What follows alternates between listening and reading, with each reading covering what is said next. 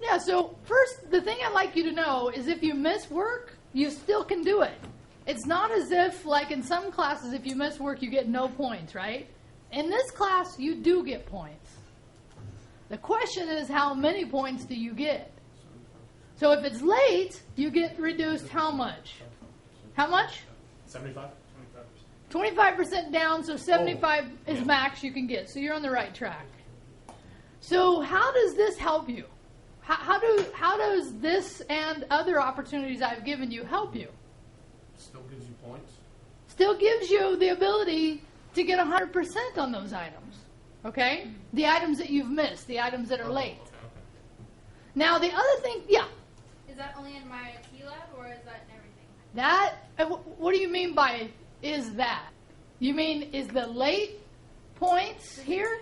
Does it count only in my T-Lab or does it count on your regular grade too? Excellent question. Everybody hear that? So when I'm talking about late work, that applies to everything in the class. Anything in the class you can do late, but normally it's discounted 25%, unless you have these passes that I've been talking about. Yeah? So if you have a 0 on it, you can do it. You can do it. You bet. Still do it. You bet. Okay. You bet. Okay? And some instructors and I have had this interesting conversation about whether that's a good thing to let students do late work. And their argument is that, well, we're training them for the workplace. And if you're working in a job, can you say, oh, I didn't get that done. Could I ask for a late grade?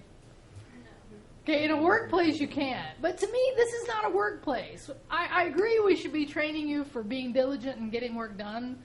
But this often is on top of 3 or 4 major other things you're doing in your life, right? So I feel like I'm trying to give the flexibility at the same time hold you accountable. And I feel like that's what due dates do for both you and me. Okay, any questions about this? Any?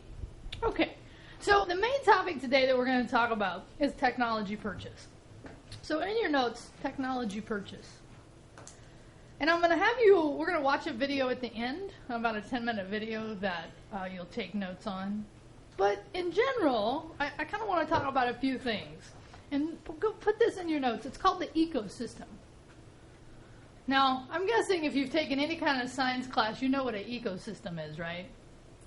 Anybody want to give me a description of what an ecosystem is, though? No? Really? No? A system of interconnected parts that have a system of life that sustains itself, so an ecosystem. Like what? Recycling? How so? Give me an example of recycling. Buy it. Buy it? And you dispose it to the right place. Okay. And you make it into revaluable. Oh, okay, so recycling could be an ecosystem in that sense, right? I wish more people would recycle, by the way. Some But- people recycle. Some people do recycle. No, I mean a ton do. Almost everyone does now. Really? Do they? Yeah. If I'm not mistaken. Okay, we do have these blue... Okay, I know this is a little side note, but in general, yes, we do have these blue containers, Yeah. but more could be recycled in them. And, I mean, I don't know about in your neighborhood, but in my neighborhood, people actually come around and grab the stuff out of my recycle, which I actually like, because then they get money for it. So, but I do think we could do a better job. Like PC parts. Do we recycle PC parts? Typically, no. By the way, there is a place in this world that does. Guess where? Where is a lot of the micro PC stuff recycled? Anybody know? I'm guessing metal scrapyard? Metal scrapyard, not in the U.S. No? Not typically. Not typically. No, not Google. Bangladesh, off the shores of India. And by the way, there's horrible environmental impacts to this because it's hard to get this stuff removed and there's a lot of precious metal in there. So it's really hard to recycle this stuff. But okay, back to this. Sorry, we digressed for a minute. I'm okay with that. So in this case, the ecosystem that I'm talking about is your ecosystem, right? So if you're, and this kind of gets to the next thing, which is Mac versus PC, but in general, right, you have to look at how you use the computer, what you're already invested in. So if you have a huge iTunes collection, what ecosystem are you in? Most likely. You're most likely in the Apple ecosystem, right? Would it benefit you to buy all Apple product?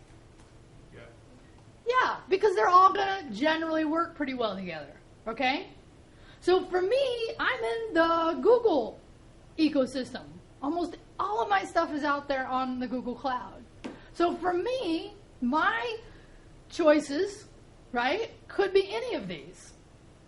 So, but I want you to think about the ecosystem. I want you to think about your individual ecosystems, okay? Because some of you may not have a lot of stuff yet, but over time you will. And having things work together is really nice, okay? So did Apple release a new product recently? Anybody know? Anybody know? What did they release? The iPhone 6. So the iPhone 6 is bigger. Finally, you iPhone folks caught up with us Android folks. We've had big phones for a while. And I actually got in a whole discussion with one of my other students about this because they were trying to tell me iPhones were better. Does it really matter which one is better? No, because we get the better options. Well, when you say we, you mean... No, I mean like if you think about it, like companies are fighting to make the better and the best. We have the best side because we get to be like, oh well, this one's better, so I get the best. Okay, so you're saying from a consumer standpoint because they're fighting for our dollars. I hope that's true. I don't know if that's always true. Okay, but I hope that that's true. All right. So my point about this is really ecosystem. So here's what I'd like to say, and I don't know who understands this term. I'm OS agnostic. You know what agnostic means? Like Indifferent. Indifferent. In other words, if you remember at the beginning of class, I said computer literacy really should be able to walk up to any computer and use it, right? So I have an iPad. I have a MacBook. I have a iMac. So I have 3 Apple devices. Google Glass Center. I have a Google Chrome. This is sad. You guys are going to think I'm bragging, but I'm not, okay? So I have a Google Chromebook, 2 of them. I no longer have a Windows laptop, though. Now, why do you think that might be? No, it's not that the S word, but because my Mac can run Windows or it can run Mac. So to me, there's a case there to think about getting a Mac because you can run both. Okay? Now, you do have to know how to set it up, and you have some other requirements, but in general, but here's my thing is that in general, I can work on any operating system that's in my hands. So I don't care as much, although I have to think about my ecosystem. Okay? So in your notes, put CNET. So when people start talking about purchasing technology, right? Obviously, we have to figure out what kind of technology we're talking about. And next week's assignment on your technology purchase phrases this from a perspective of what would make you a better student. Okay? But here's where that is a little limiting, is that you're not just students, right? That's only one aspect of your life. You're also, in some cases, parents. You're also in some, sorry, that's very distracting. I bring that up and then the video starts to play. But I want you to think about this. You're not just students. You have to think about what would make you or make your life easier. So here's why I love CNET, and I do mean love CNET, is that I can go to CNET and I can go to desktops, I can go to laptops. So let's just start there. What would help you make the decision between purchasing a laptop versus a desktop? Like, what are the things you'd want to consider? One, how would you determine one versus the other? Yeah, so if you have a need to be mobile, if that's a fundamental need that you have in your life, then you're probably looking at a laptop. Now, in that case, could you also be looking at a tablet, though? You could, but here's the deal. You have to think about how you're going to use it. And most people don't think about that. You also want to think about your major. Because if you're into the arts, which laptops might you probably be looking at? Probably Mac in some cases. Although there's not as much of an argument these days. So we would first ask those questions. Is it PC versus desktop? Okay? So let's just go into the laptop. I'm sorry, did I say that right? Desktop versus laptop. So interestingly enough, I want you to see right now there's 4, and this is a really nice thing to be able to see. There's 4 editor's choice. The first one is a Microsoft Surface Pro. About $800, because of nice specs on here. But number 2 is a MacBook Air. Number 3 is a MacBook Pro. And number 4 is a Chromebook. And look at how cheap that Chromebook is. Okay? Now, here's my case for Chromebooks. I actually don't recommend Chromebooks as your primary laptops. I actually recommend it for a second or a third screen. Your primary screens are those that you absolutely need, okay, that you need to do work on. But often, if I'm traveling anywhere, my Chromebook goes everywhere with me. And the reason is, everything's on the cloud. So if something breaks, or if I lose something, it's all out there. I don't have to worry about backing it up, because it's all backed up to the cloud, okay? But in this case, this starts to give you a good background. Here's the other thing I love about this site. You can go price. You can tell it what price you want. You can go manufacturer. Now, this is a little harder. How do we determine which manufacturer to buy? But you actually don't have to answer it technically. How do you think most people determine which manufacturer to go with? Do you think they start with here? Just With Apple, do you think? That's true. Apple fan girls and boys, typically, once they buy an Apple, they will continue to buy Apples. Now, by the way, there's actually for me, there's a case to be made here.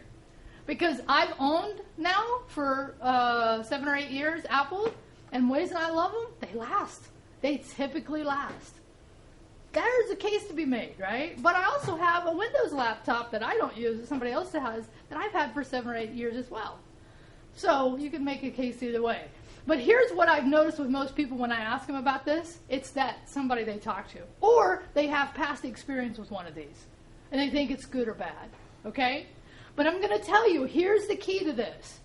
Is that don't go off past experience. Because right now it changes so quickly. Dell used to be the top dog when we used to talk about laptops. Now, I don't recommend them as much as I did. Have you heard this about Dells lately? Yeah? Do you know why Dells are not getting the recognition they used to? Any know why?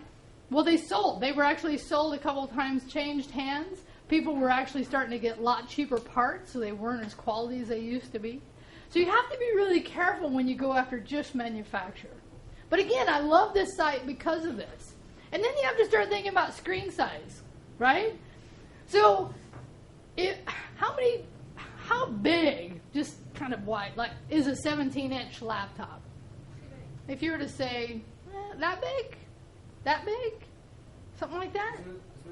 Yeah, but it is very good, and that's what I was about to say. You do know these numbers are measured diagonally when they do measure them, 17. So it's really like this. But in general, like, is that portable? For me, it's not. Even though I have a MacBook Pro, that's even a 15-inch, I find it not very portable, especially if I'm traveling. That thing gets hecka heavy, okay? So you have to think about that. You have to consider that as part of your, decision making. But here's where I want to go. So put buying guide. So under CNET, under laptop, so in your notes put buying guide.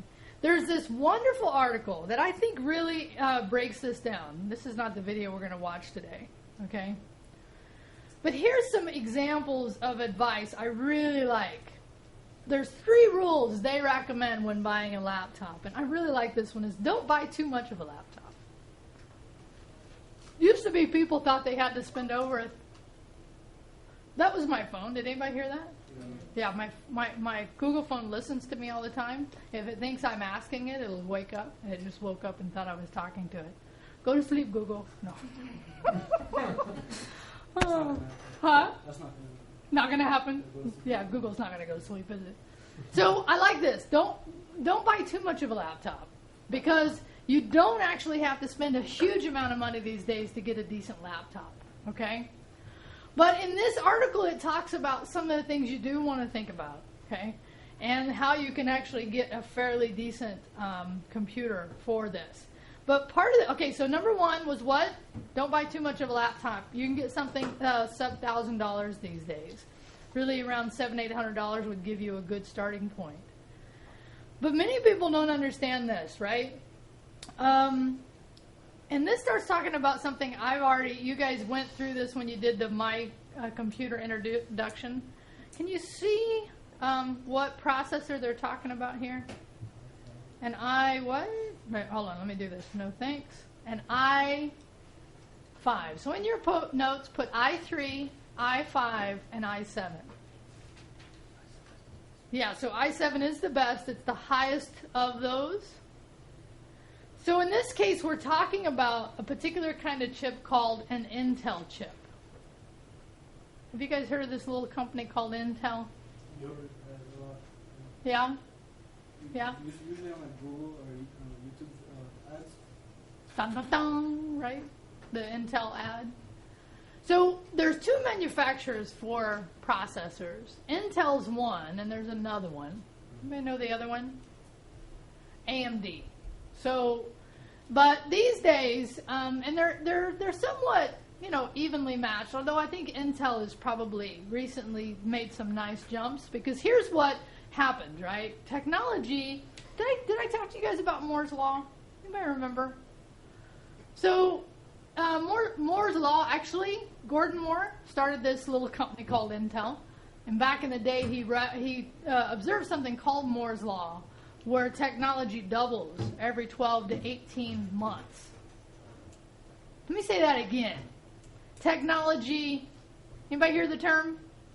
Doubles every 12 to 18 months. What does that do when you're purchasing computers? That means in 12 to 8 months, it's already outdated. Right. That means you want to buy the fastest computer your budget will allow. And I think I already said this when we talked about PCs, right?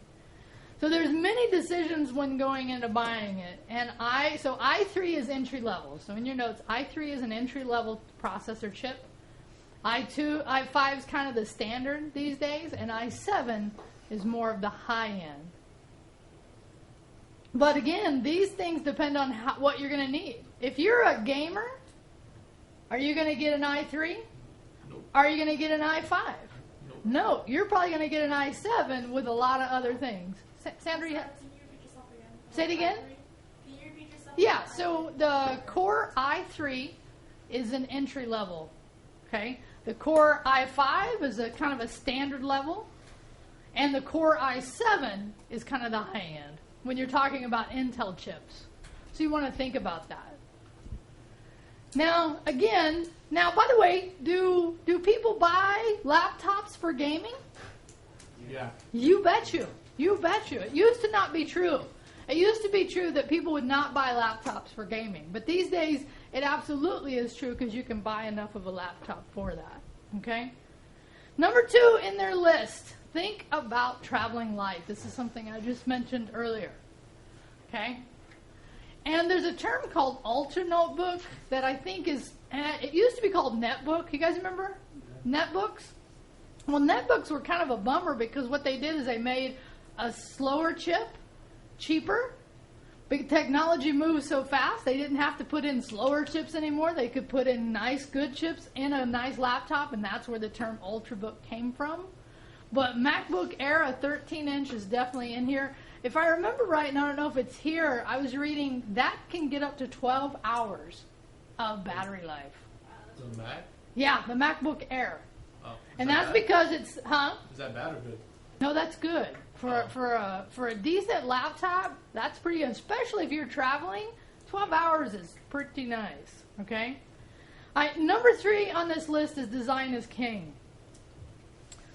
And they actually say something I used to not agree with. They used to say these things are pretty much generic these days, so you can actually buy on what you think looks good, as long as it's got the specs that you want. I used to make a joke in class about this. I used to say, well, you really bug me because students would go, oh, that's pretty. Well, pretty's okay as long as the specs match up, right? Or, oh, that's cool looking, right? Well, I don't want to say pink because trust me, guys do this too, okay? It's not just women, guys do this too. So I'm saying as long as it's got the specs that are up to date, so you want to have a decent amount of RAM, you want to have a CPU that's pretty good, you want to have a hard drive, and if not, you want if not a full hard drive, at least a partial SSD, which is a solid state drive. But once you have kind of those standards, then you can go for looks. Because you're the one that's going to have to be carrying this thing around. You know, make it look nice. Make it look, you know. But that's why I like stickers. You don't have that option. Apple does. What do you mean? You don't. It's true. You don't have the option with Apple to buy a different color, right? That's why you buy covers for those things. That's, for me, that's how I do it. Okay? All right, so those are, you know, and I actually recommend they actually go into more detail here than I'm going to go through here. But here is the other new